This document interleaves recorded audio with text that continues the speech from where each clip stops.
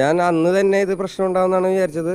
ഇത്ര ലേറ്റ് ആയിട്ടാണ് വന്നത്. കുഴപ്പമൊന്നുമില്ല. അത് നമ്മൾ നേരത്തെ പറഞ്ഞ പോലെ ഞാനത് ഉദ്ദേശിച്ചിട്ട് വേണ്ടി ചെയ്ത് തന്നെയാണ്. നമ്മൾ ലൈക്ക് ഇത് സംസാര സ്വാതന്ത്ര്യമുള്ള ഒരു രാജ്യമാണല്ലോ. അപ്പോൾ നമുക്ക് ആരെ വേണമെങ്കിലും വിമർശിക്കാനുള്ള സ്വാതന്ത്ര്യം ഇവിടെ ഉണ്ട്. അപ്പോൾ ആ ഒരു വിശ്വാസത്തിലാണ് ഞാൻ ചെയ്തിരിക്കുന്നത്. കുഴപ്പമൊന്നുമില്ല അതിൽ. വേടനിങ്ങനെ വിടാതെ പിന്തുടരുകയാണ് സംഘപരിവാർ. കുറച്ച് കാലത്തേക്ക് ഉണ്ടാവുള്ള മാഷ. ഞാൻ അവർക്കും മടുക്കുമ്പോൾ അവർ പൊക്കോളും. നമ്മളെന്തായാലും ഈ ജോലി നിർത്താൻ പോകുന്നില്ല. അപ്പോൾ അവർ മടുക്കുമ്പോൾ അവർ പൊക്കോളും. കുഴപ്പമില്ല. ഇത് പ്രശ്നമായിട്ട് എടുത്ത് കഴിഞ്ഞാൽ ജീവിക്കാൻ പറ്റണ്ടേ? ഈ ഒരു വിമർശനവും കാര്യങ്ങളും എല്ലാം തന്നെ പാട്ടിലും തുടർന്ന് തന്നെ ഉണ്ടാവും. തീർച്ചയായിട്ടും. അത് നമ്മളെടുക്കുന്ന ജോലി അതാണല്ലോ. അപ്പോൾ അത് തീർച്ചയായിട്ടും പാട്ട് എഴുതുന്നതിൽ വേറെ കോംപ്രമൈസും കാര്യങ്ങളൊന്നുമില്ല. അത് ചെയ്തിരിക്കും.